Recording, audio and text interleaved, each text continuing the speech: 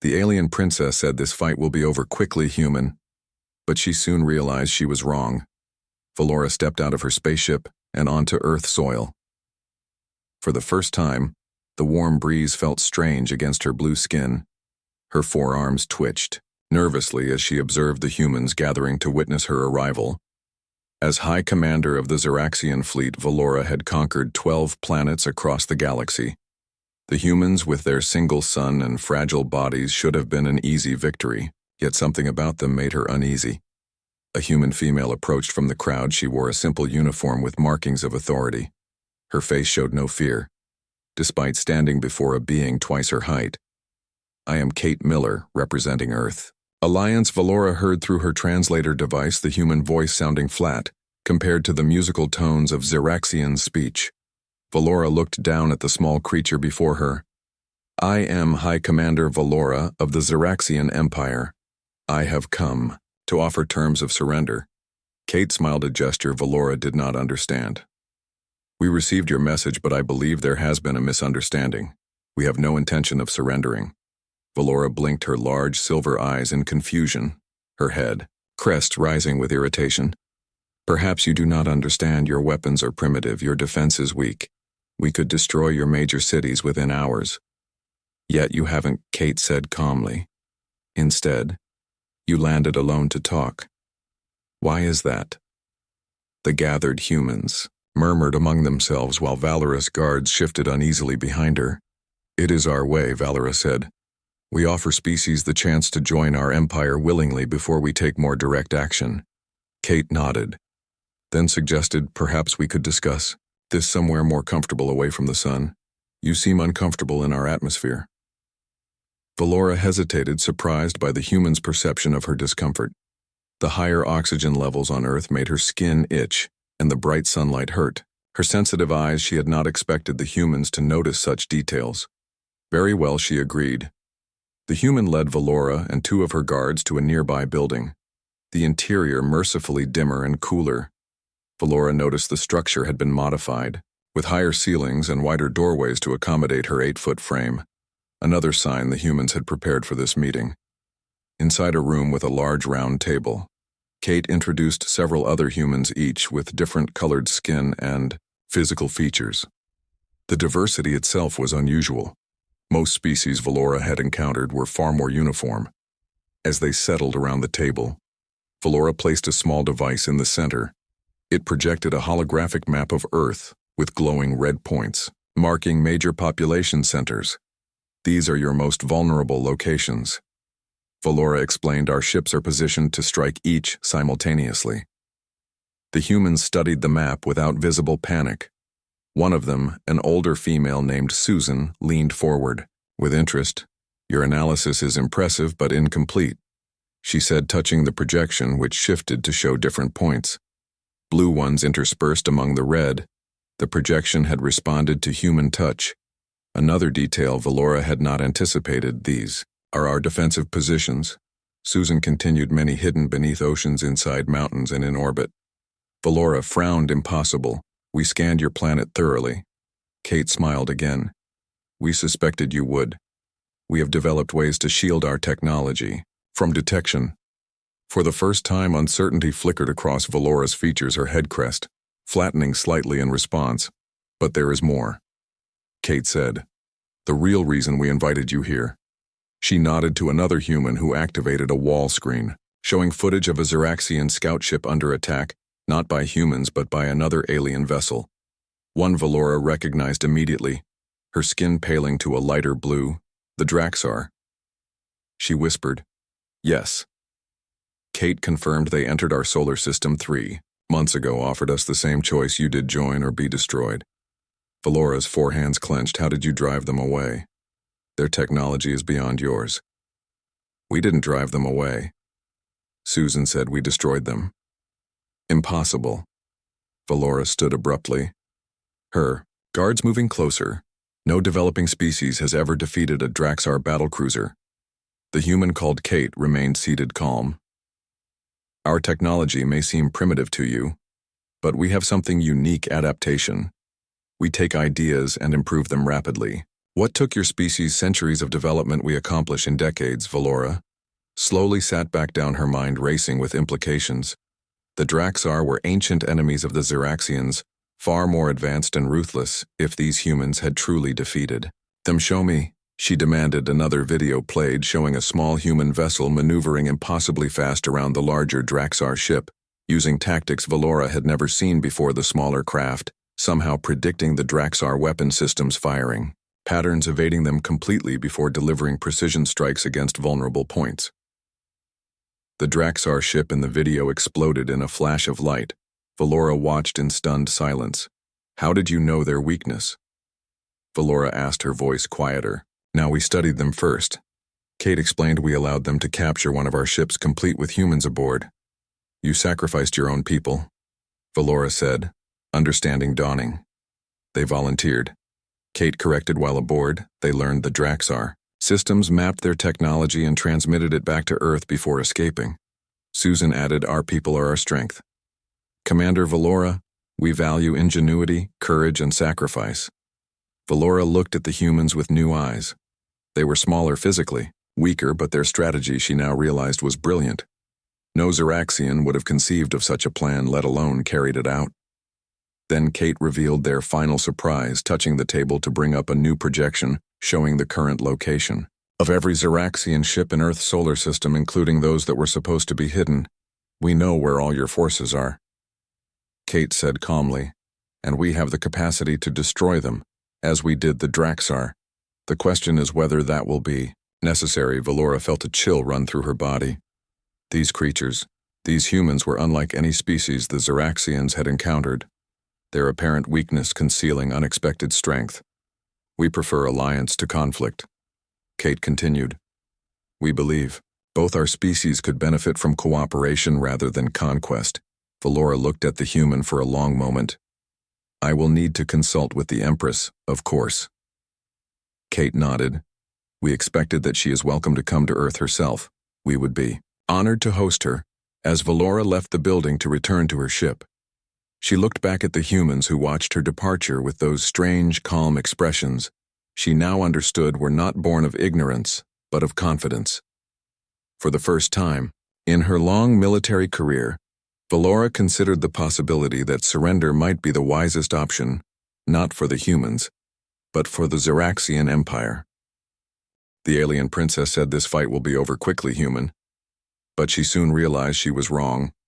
Empress Zira of the Xeraxian Empire stood on the observation deck of her massive flagship, staring at the blue planet below her 7-foot frame, rigid with tension, her iridescent skin shifting colors with her emotions. High Commander Valora waited silently behind her Empress, knowing better than to speak first after delivering such unexpected news. The humans refused our terms, Zira finally said, her voice deceptively soft. Not exactly, Valora replied carefully. They proposed different terms, an alliance rather than submission.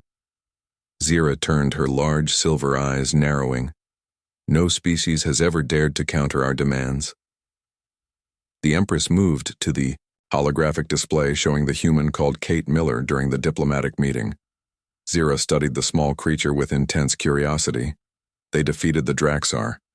Zira said it was not a question. Yes. Empress Valora confirmed the evidence appears. Genuine. Zira made a musical sound that indicated deep thought, her head crest rising and falling in contemplation. I will meet these humans myself, she decided suddenly. Prepare my personal shuttle. Valora hesitated. My Empress, our intelligence suggests. Their defensive capabilities are greater than we anticipated. Perhaps it would be safer to invite their representatives here. Zira's skin flashed a dangerous red. Are you suggesting I fear these creatures? No, Empress Valora backtracked immediately. Merely advised caution. Zira's color returned to a calm blue. Show me everything we know about their leader. This Kate Miller. The holographic display shifted, showing Kate in various settings, addressing crowds, working with other humans, even in what appeared to be domestic settings with a small human child. She has offspring, Zira observed with interest. Young Empress, a daughter, Valora confirmed. She is what they call a single mother, raising the young one while also serving as their diplomatic leader. Intriguing. Zira murmured on Xeraxia royal females never interact with their offspring until adulthood. The Empress herself had not seen her own children until they reached maturity. The display showed Kate in a formal meeting with other humans, her daughter, suddenly entering the room, the mother stopping the proceedings to briefly attend to the child before continuing. Such behavior would be unthinkable among Xeraxian leadership, yet Zira noticed the other humans showed no disapproval. Indeed, they seemed to find the interruption acceptable, even endearing. Their values are different from ours. Valora ventured they place importance on family bonds, personal connections. Zira turned from the display. Perhaps that is their weakness. 3 days later, Zira's royal shuttle descended toward the designated meeting location on Earth, a large open field outside a human city. Valora had arranged every detail of the meeting, ensuring the Empress would be safe. Yet even she felt nervous as the ship landed. Zira emerged wearing her full ceremonial armor. Her head crest extended to its full height, her forearms adorned with the symbols of her royal house behind her. 6 elite guards took positions, their weapons visibly powered down as agreed but ready to activate in microseconds if needed. A small group of humans waited at a respectful distance. Kate Miller at their center, as protocol dictated, the humans would approach the Empress. But to Valora's shock, Zira stepped forward. First, an unprecedented break, with tradition that left the guards momentarily confused. The Empress stopped before Kate, looking down at the human with undisguised curiosity. "I am Zira, Empress of the Xeraxian Empire, ruler of 83 worlds." Kate bowed slightly. "I am Catherine, Miller Earth Alliance diplomatic lead. Welcome to our world, Empress."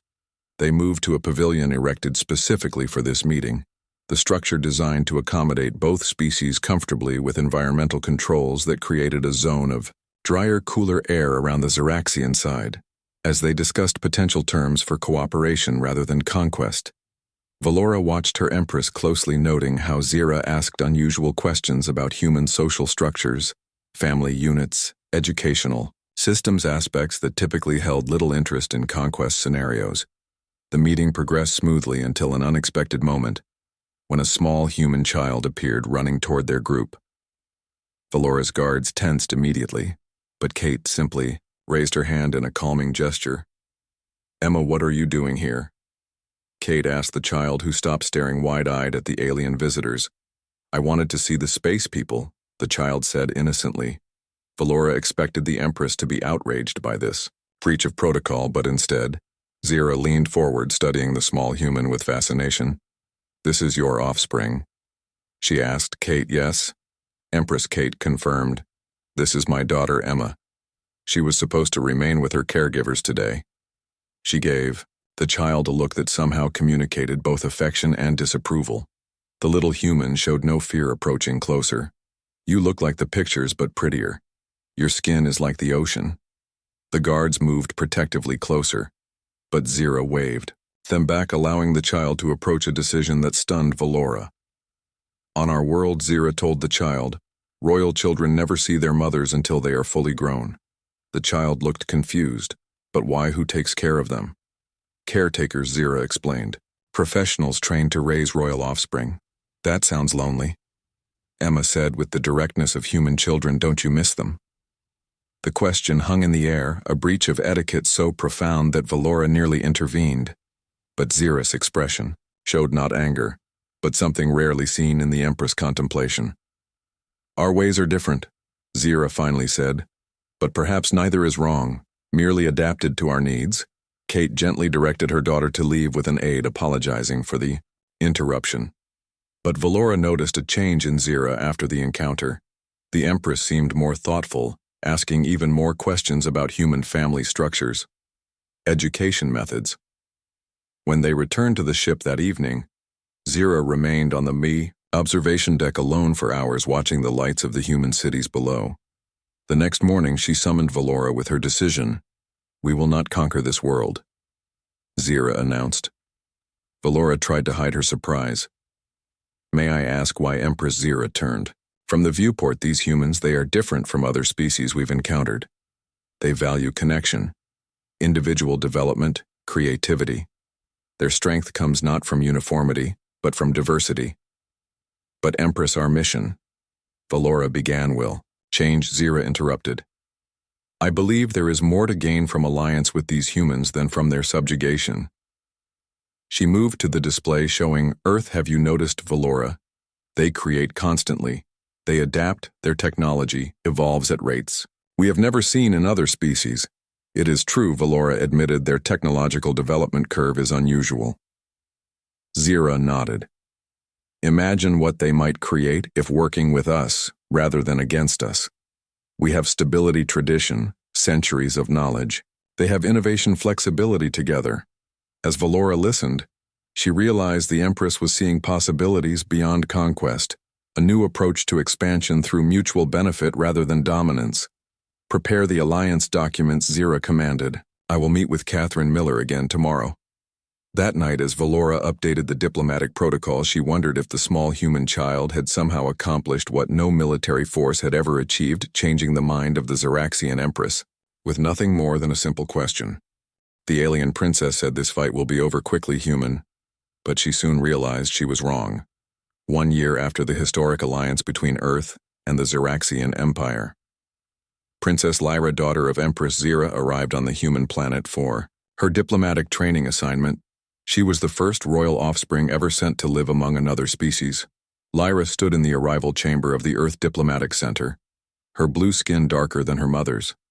Her head crest, still not fully developed as she had only reached 20 cycles of age, young for a Xeraxian. Her forearms held stiffly at her sides as she waited for her human hosts. The door opened and a human female entered. Lyra recognized her immediately from briefing materials. Kate Miller. The human who had somehow convinced the mighty Xeraxian Empire to form an alliance rather than conquer Earth with her, was another human younger with similar features, clearly the offspring Emma, now older than when she had first met. Empress Zira, welcome to Earth. Princess Lyra. Kate greeted her with the traditional human smile, a gesture Lyra had practiced but still found difficult to execute. Properly, Lyra bowed slightly, as she had been instructed. Thank you for receiving me, Director. Miller, I look forward to learning your ways.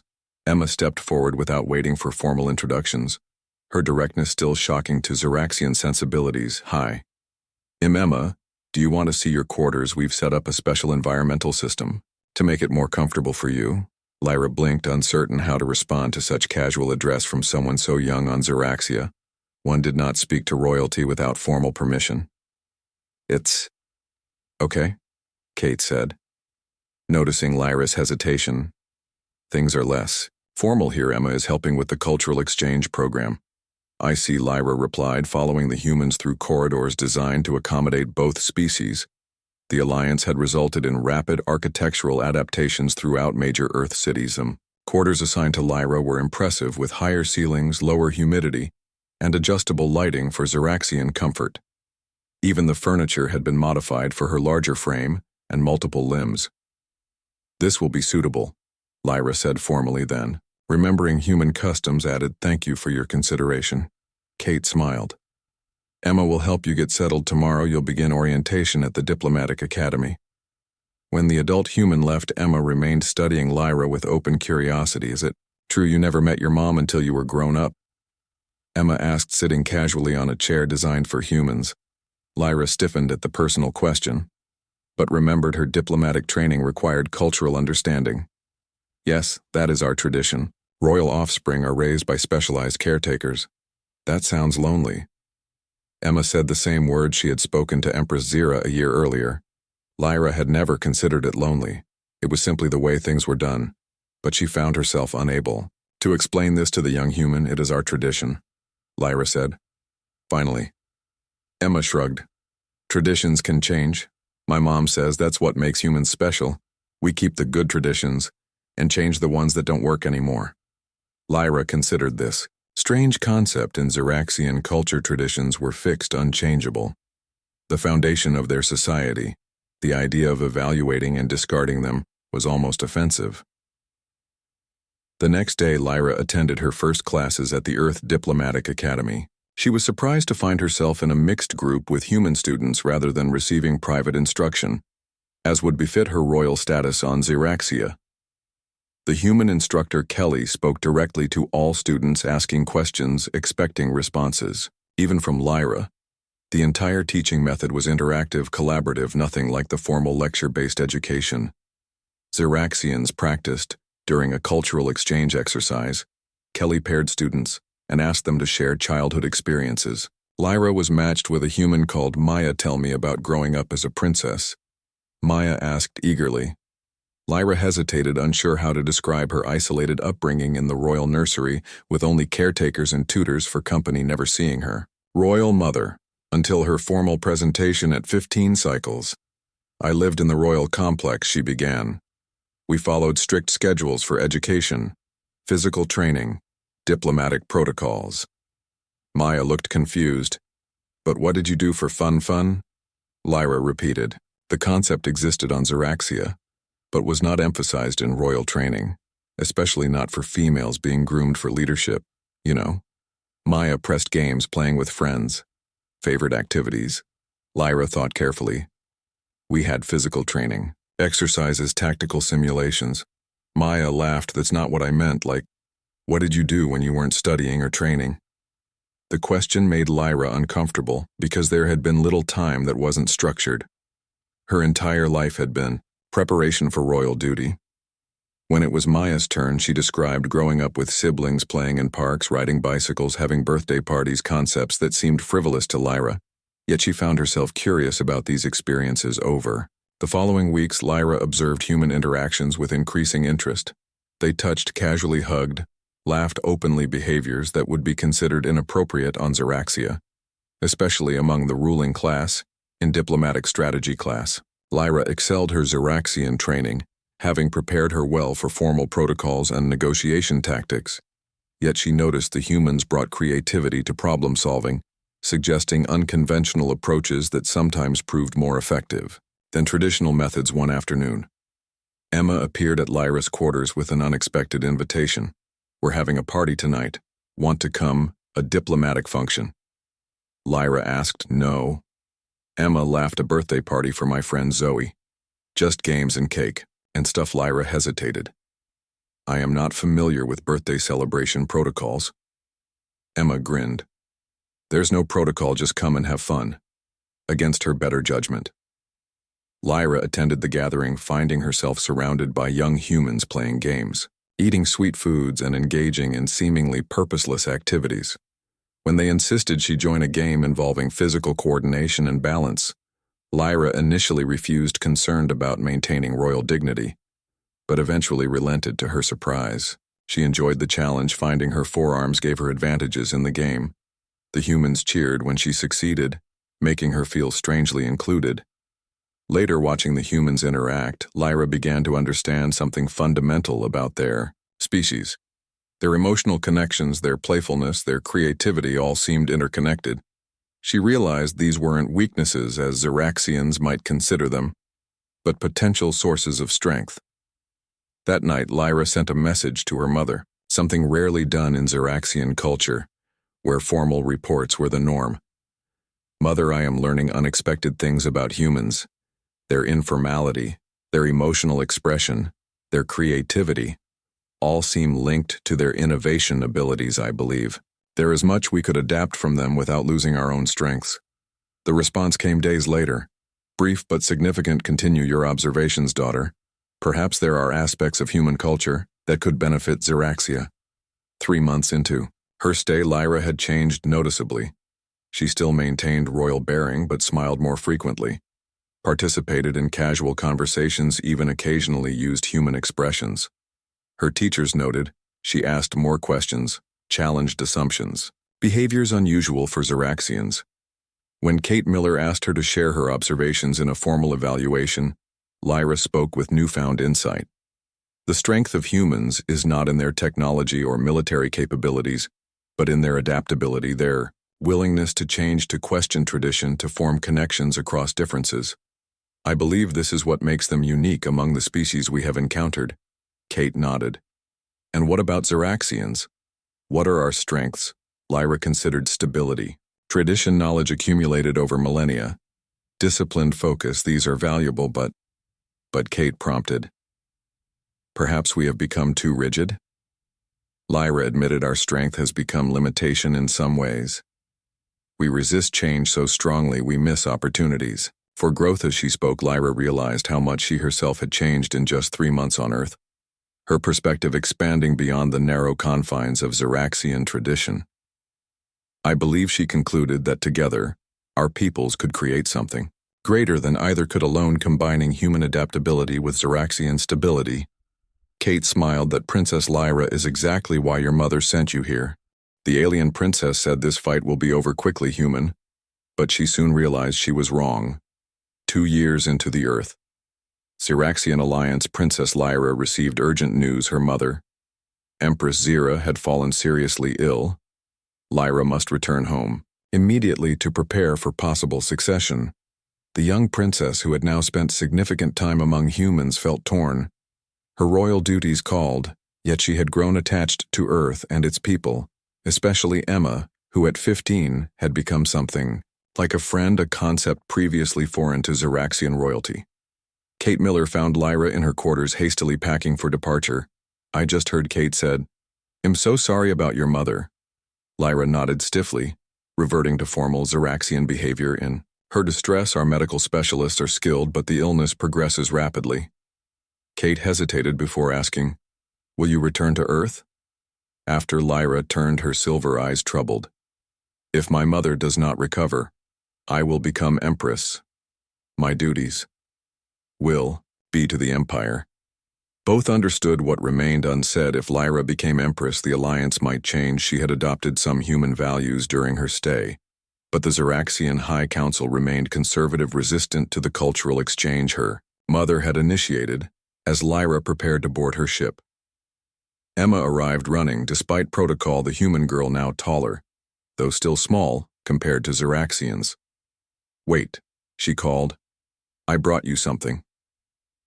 She handed Lyra a small object, a handmade bracelet, woven with threads of blue and green. It's a friendship bracelet, Emma explained. Humans give them to people they care about. It's supposed to remind you that no matter how far apart we are, we're still connected. Lyra stared at the simple object. Her Xeraxian training suggested refusing such an informal gift, yet she found herself carefully securing it to one of her wrists. Thank you, Emma, she said formally, then breaking protocol, bent to embrace the human girl in the way she had learned during her stay. The journey back to Xeraxia took 3 weeks, during which Lyra received regular updates on her mother's condition and prepared herself for the possibility of becoming Empress. Earlier than anyone had expected, upon arrival at the royal palace, Lyra was immediately escorted to the medical chamber where Empress Zira lay, her normally vibrant blue skin pale, her head crest flat against her skull. Mother, Lyra said, approaching the bed with proper formality. The Empress opened her eyes, focusing with effort on her daughter. You have returned. Yes, Mother, I came as quickly as possible. Zira studied her daughter, noting the subtle changes in posture expression, even the strange woven band around one wrist. You have become more human, she observed. Lyra stiffened, uncertain if this was criticism. I have learned their ways as you instructed. Zira made a weak gesture with one hand. Good, they have much to teach us if we are willing to learn. The Empress shifted, trying to sit straighter. The High Council fears you have been corrupted by human ideas. They suggest your younger sibling might make a more suitable. Lyra felt a chill run through her. The succession was rarely challenged, but not unprecedented. If the ruling Empress deemed an heir unfit, and what do you believe, Mother? Lyra asked carefully. Zira looked directly at her daughter. I believe change is necessary for survival. The Xeraxian Empire has conquered many worlds, but we have stopped growing in other ways. She gestured to a nearby aide who brought a data device showing reports from across the Empire. Look, Zira said, resource depletion on our oldest colonies, declining birth rates on homeworld, increased military spending with diminishing returns. Our empire expands but weakens, Lyra reviewed the data with growing concern. Her time on Earth had taught her to look beyond traditional metrics to see patterns. Her mother was right. The Empire faced serious challenges that conquest alone could not solve. The humans, Zira continued, they renew. They adapt, they find new solutions. We must learn from them. The Empress fell back exhausted from the effort of speaking. The medical attendants moved forward, administering treatments. For the next several days, Lyra divided her time between her mother's bedside and meetings with Imperial advisors. She was shocked to discover how deeply the conservative faction opposed the human alliance, how many viewed it as weakness rather than opportunity. High Commander Valora, one of the few supporters of the alliance, approached Lyra privately. "Princess," she said, "the military council grows concerned. There are those who believe if your mother does not recover, we should reconsider our position with Earth." "You mean conquer them?" Lyra stated. Valora nodded. "Some believe it was a mistake to form an alliance when conquest was possible." Lyra felt anger rise within her, an emotion Xeraxians rarely acknowledged, let alone expressed. That would be disastrous, not just for humans, but for us. The commander studied Lyra closely. "You have changed, Princess." "Yes," Lyra agreed without apology. "I have learned to see beyond our traditions, to question what we have always accepted. Is that not dangerous?" Valora asked. "Not as dangerous as refusing to evolve?" Lyra replied. As her mother's condition worsened, Lyra was summoned to the High Council, 12 elder Xeraxians who served as advisors to the Empress. All veterans of conquest campaigns, none having spent significant time with other species. "Princess Lyra," the head counselor began, "we must discuss succession contingencies should the Empress not recover." Lyra stood tall in the center of the chamber, knowing this was as much test as discussion. "You question my fitness to rule." Several counselors shifted uncomfortably, but the head counselor continued. "There are concerns about your time among humans, the influence of their culture on your judgment. I have learned from humans." "Yes," Lyra confirmed. "But I remain Xeraxian. My loyalty to the Empire is absolute." One counselor leaned forward. "Yet you wear a human ornament." She pointed to the friendship bracelet still around Lyra's wrist. Lyra touched the woven band. "It reminds me of something important, that different species can form bonds that benefit both, that strength can come from connection, not just conquest." The council chamber filled with musical tones of disapproval. "Conquest has built our empire." "Princess," another counselor said, "would you abandon our ways for human sentiment?" Lyra looked at each counselor in turn. "Conquest built the empire. Yes, but what sustains it, what ensures our future? When resources diminish, when new territories become scarcer, when the cost of maintaining control grows." She activated the central display, showing the same data her mother had shared. The declining indicators across the empire. The empire faces challenges that military might alone cannot solve. She continued, "Humans have shown us different approaches: innovation, cooperation, adaptation." The council erupted in debate, some outraged at her suggestion that Xeraxian methods might be insufficient, others reluctantly acknowledging the data could not be ignored. As the debate continued, a medical officer entered the chamber, approaching Lyra with urgent news the Empress had taken a turn for the worse. Lyra rushed to the medical chamber, finding her mother barely conscious, surrounded by specialists. "She is asking for you," the chief medical officer said. Lyra approached, taking her mother's hand. Another human gesture she had adopted. "Mother," she said softly. "I am here." Zira opened her eyes with effort. "Daughter, listen carefully," she whispered. "The Empire stands at a crossroads. We can continue as we have always done, or forge a new path." The Empress gripped Lyra's hand. "The alliance with humans must continue. They see possibilities where we see only obstacles. Learn from them as they learn from us." "I will, Mother," Lyra promised. But the council Zira made a dismissive gesture. "They fear change. It is natural. But fear cannot guide an empire." The Empress reached up, touching Lyra's face, another unprecedented gesture of affection. "You have seen another way to be strong. Show them." As the medical monitors indicated further decline, Zira spoke her final words to her daughter. "Remember what the humans taught you: connection is power too." Hours later, as dawn broke over the capital city, Empress Zira of the Xeraxian Empire passed into the great beyond, leaving her daughter to face the uncertain future of succession. As Lyra observed the traditional morning rituals, she touched the woven bracelet on her wrist, thinking of Emma and Earth, of all she had learned there, and wondering if she could truly bring change to an empire built on conquest. The challenge would be immense. The conservative faction, already gathering support, but Lyra stood resolute. Her time among humans had taught her that adaptation was not weakness, but the greatest strength of all. The alien princess said this fight will be over quickly, human, but she soon realized she was wrong. The coronation chamber of the Xeraxian Empire glowed with ceremonial lights as Princess Lyra stood before the assembled nobility, military leaders, and representatives from all 83 worlds of the Empire. Among the guests stood a small delegation from Earth, Kate Miller and her daughter Emma, now 17, representing humanity at this crucial transition of power. The High Priest approached. Lyra, carrying the ancient crown of the Empire, a circlet of rare metals mined from the first worlds conquered by the Xeraxians, generations ago. Before the crown can be placed upon your head, the priest intoned in the musical language of Xeraxia, you must be challenged as all potential rulers have been since the founding of our empire. Do you accept this ancient tradition? I accept, Lyra, replied her voice, carrying across the vast chamber.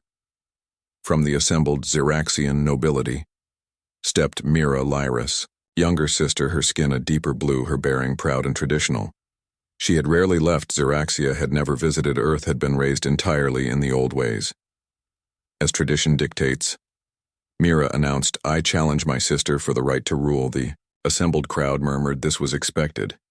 Yet still dramatic, a ritual combat between royal siblings to determine who would lead the empire.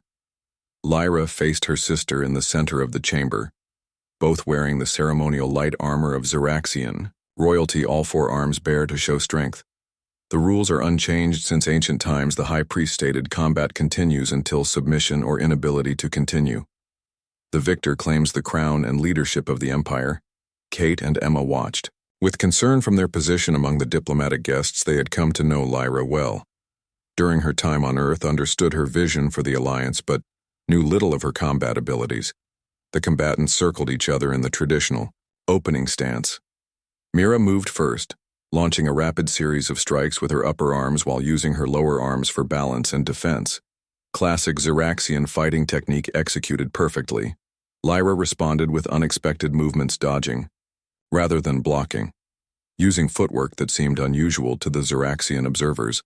Emma leaned forward, recognizing human martial arts techniques Lyra had learned during her stay on Earth. You fight like a human, Mira said with disdain as Lyra evaded.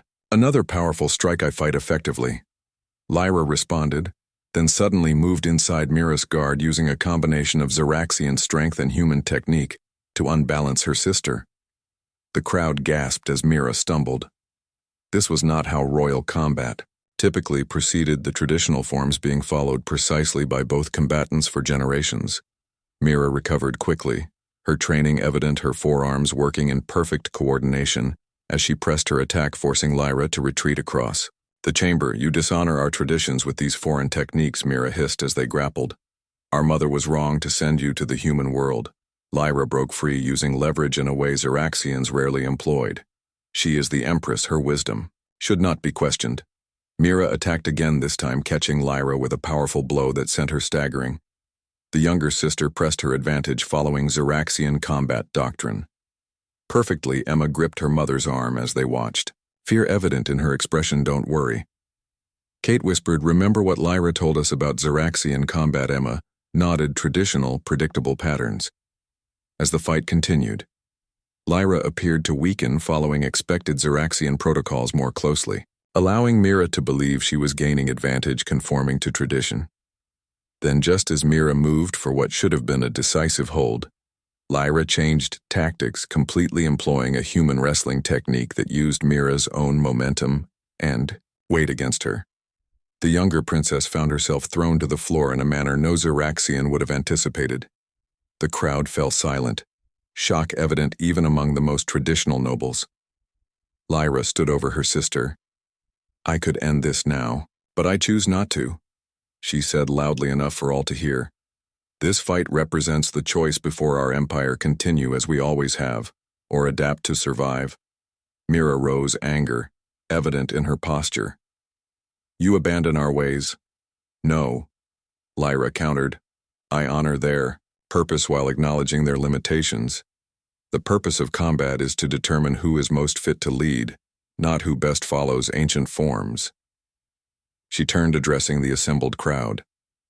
Our mother, Empress Zira, recognized that the Empire faces challenges. Conquest alone cannot solve declining resources. Resistance from species who see our expansion as threat.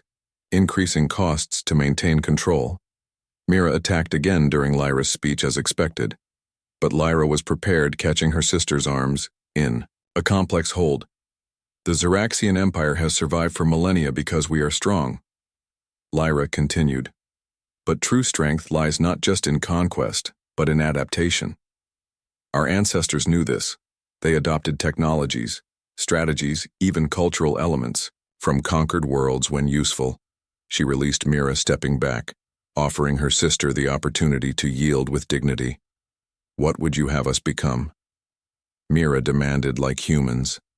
Weak, emotional, chaotic. Lyra shook her head. Humans are not weak, sister. They are different. Their strength comes from diversity, adaptation, innovation, connection, while ours comes from tradition, stability, unity. Both approaches have value.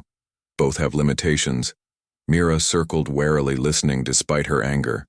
The greatest empires in galactic history, Lyra continued, have been those that balance tradition with innovation, stability with adaptability. Humans have taught me this is possible. She touched the friendship bracelet still on one wrist.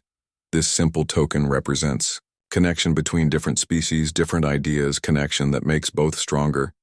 The chamber remained silent as Lyra finished speaking. Even Mira seemed to be considering her words. Then Mira attacked one final time with all her strength, all four arms striking simultaneously. Lyra met the attack with a combination of Xeraxian power and human technique, redirecting Mira's force, until the younger princess found herself immobilized in a hold she had never trained to counter-yield. Sister, Lyra said quietly, we need not be enemies. For long moments Mira struggled, then finally she spoke the ritual words of submission. I yield to the stronger claim. The high priest approached as Lyra released her sister. The combat is concluded. Lyra, daughter of Zira, has proven worthy to rule. The coronation preceded the ancient crown placed upon Lyra's head as she became Empress of the Xeraxian Empire, the first ruler in its history to have lived among another species, to have learned their ways. When the ceremony concluded, the new Empress approached the Earth delegation. Kate bowed formally while Emma struggled to maintain proper diplomatic protocol. Empress. Kate began her formal congratulations, but Lyra interrupted. Among friends, such formality is unnecessary, she said, her voice warm. Emma smiled. You won. That was amazing how you used those moves we practiced. Lyra nodded. Strength comes in many forms. I simply showed my people a new one. Kate studied the new Empress, the changes in her evident, not just in how she fought, but in how she spoke, how she carried herself, blending Xeraxian dignity with human warmth. What happens now? Kate asked. Lyra looked out at the assembled representatives of her empire. Change comes slowly, but it comes. Our alliance will strengthen, expanding beyond military cooperation to cultural, scientific exchange. Many will resist, but they will adapt, as I have. Later in the Imperial Council chamber, Lyra sat upon the throne that had belonged to her mother, facing the 12 council members who had questioned her fitness to rule. My first decree as Empress, Lyra announced, is to establish permanent cultural exchange programs on all major worlds of the Empire. Beginning with Earth, each world will send representatives to learn from others as I learned from humans. The council shifted uneasily, but none spoke against her. The combat demonstration had made its point. My second decree, Lyra continued, is to redirect 20% of military expansion resources to scientifics and cultural development, focusing on sustainability, innovation, and cooperation. This caused more visible discomfort, but again, none challenged directly. Her victory gave her authority, traditional Xeraxian respect for strength, ensuring at least initial compliance. And my third decree, she concluded, looking at her sister who stood to the side. Mira will serve as our first ambassador to Earth to learn, as I did, the value of different perspectives. Mira's head crest flattened in surprise. Empress, I am not suitable for You resist change, Sister Lyra said gently, which makes you perfect to represent those who doubt the wisdom of our new direction. You will see for yourself what I have seen. Then make your own judgment. In the Earth delegation quarters, Emma helped her mother prepare for the formal reception. Do you think it'll work? She asked the Alliance. The changes she's making, Kate considered, it depends on how patient she can be, how well she balances Xeraxian traditions with new ideas. Emma touched her own wrist where she wore a bracelet matching the one Lyra still wore. She kept it all this time, even during the coronation. That has to mean something. Kate smiled. It means she's neither fully Xeraxian nor influenced by humans. She's something new. That's what makes her powerful. 6 months later, Mira arrived on Earth greeted by Kate and Emma. The young Xeraxian princess, clearly uncomfortable in this alien environment, yet bound by her sister's decree to learn. Emma stepped forward, ignoring formal protocols with her usual directness. Hi. Emma, want to see your quarters? We've set up a special environmental system to make it more comfortable for you.